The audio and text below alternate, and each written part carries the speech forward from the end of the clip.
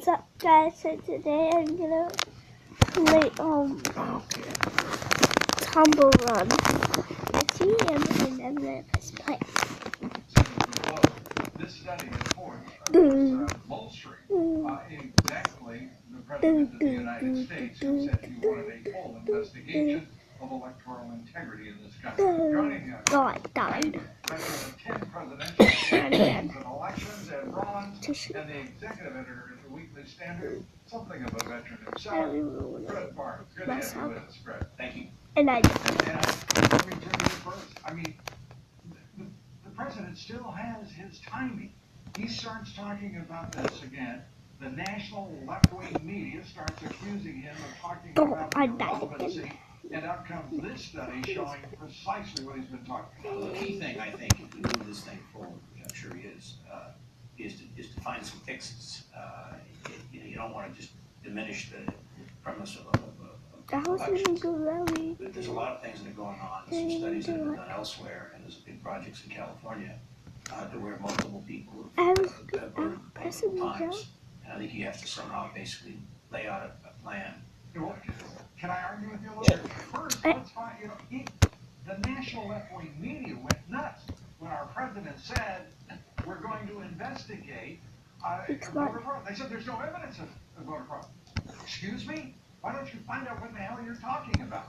The national left-wing media is off the rails here, and it's purely, in my judgment, anti-Trump reflex. Well, I think that's a given. I think that's going to be a given for the next 4 years. But at the end of the day here, the only thing I have a concern I've expressed to him here is I think he had a tremendous victory. And it was a very well-structured campaign. And it won in places that we hadn't won since 1984. And I don't want anything to take away from that. At the same time, moving forward, we need to fix it. Okay, you and I we're on opposite corners tonight, because I got to tell you, nothing's going to take away his victory. Nothing's going to diminish it. And the fact of the matter is, we've got one coming up in 2018, the election. And Fred, we got one in 2020, and my guess is he wants to win that one too, and expects to do so. What do you think? I think he does. 2018 is one where Democrats in the Senate in particular are very vulnerable. I think a lot of these Democrats, there are 10 of them who are going to be up for re-election in 2018 in states that Trump won, and some of the states that Trump won a lot in. Are they going to want to be a part of a scorched earth policy against Trump? I really don't think so. And I think the real test is going to come next week, of course. Trump is going to announce his nominee for the Supreme Court to fill the seat of the late Justice Scalia. Let's run again. I think Democrats are going to have to be very, very careful on that if they decide to filibuster it, and they're allowed to do it as the rules stand now. They have to be very careful. I think rules, by the way, in Trump states are not. I just want to interject, Fred. The rules you talk about can be changed by this Senate, and in my judgment, ought to be. Well, they can, but Mitch McConnell is trying to avoid changing the rules because he thinks he can win without them.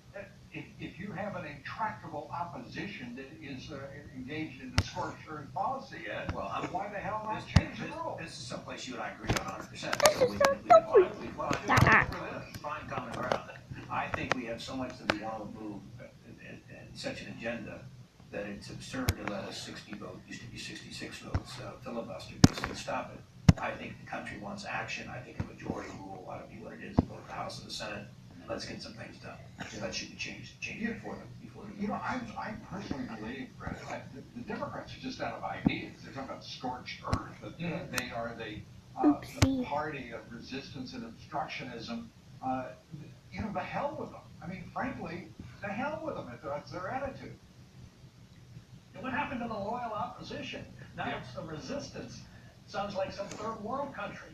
They really are out of ideas. They're still shocked by the election itself. They were so sure that Hillary Clinton would win, and they would also win the Senate. And the world is just completely different. And now they have Trump not only with a flurry of activity. What's impressed me is the things he's done that have an immediate impact, that go into effect. The rule of law being returned to immigration. He he pulled the U.S. out of the trade treaty, and what happens?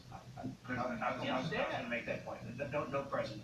Presidents make promises all the time in campaigns. No president has ever been scared of weak like he's had. He has driven his agenda. He's undone. A lot of damage was done by the past president, and I think he's going to continue it. I'm sorry, we're out of time. We're actually over time. Okay. I'm in real trouble with my producer, so I'm going to say, have a great week. Better be careful. You better believe it. Thanks so much, Dan. Roll the video, please. This is the kind of flying that only there they go. What? Look, there they go out the mountain. I gotta come to. Look, see him? Jumped off it. Can you restart it? Can I what? Can I see it again? Yeah.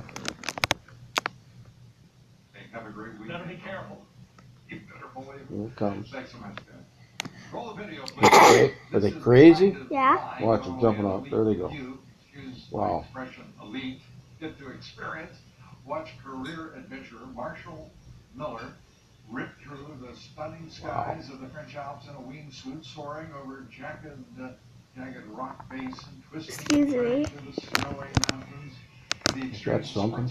Yeah. did more than 10,000 flights, over 1,600 jumps.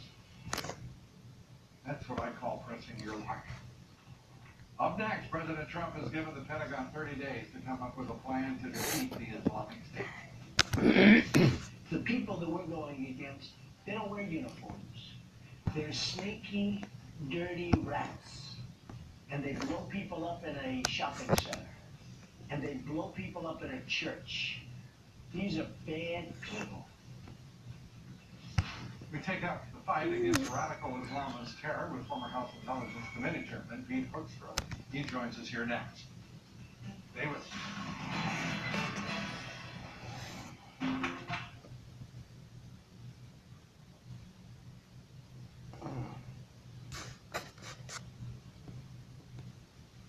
Thankfully, she uses Act Restoring Mouthwash with fluoride.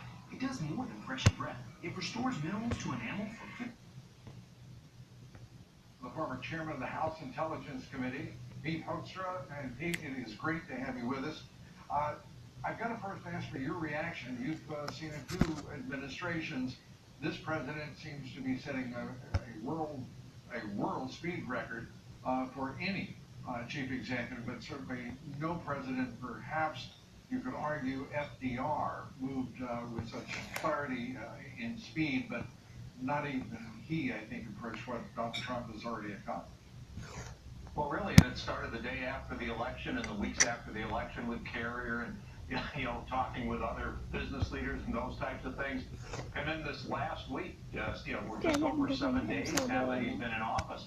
And the number of things that he's done, the successful meeting today with the Prime Minister from the UK, his initiatives on the wall, the military, ISIS, immigration, and all of these things, and Obamacare. And it's like, wow, this is only the first 7 days. It's going to be exciting to be talking about the first 30, the first 45 days. Hi guys. Well, I think I've said this before. Something's going to break. Hello. Either Washington is going to grind Donald Trump down, or he's going to grind them down. I put my money on Donald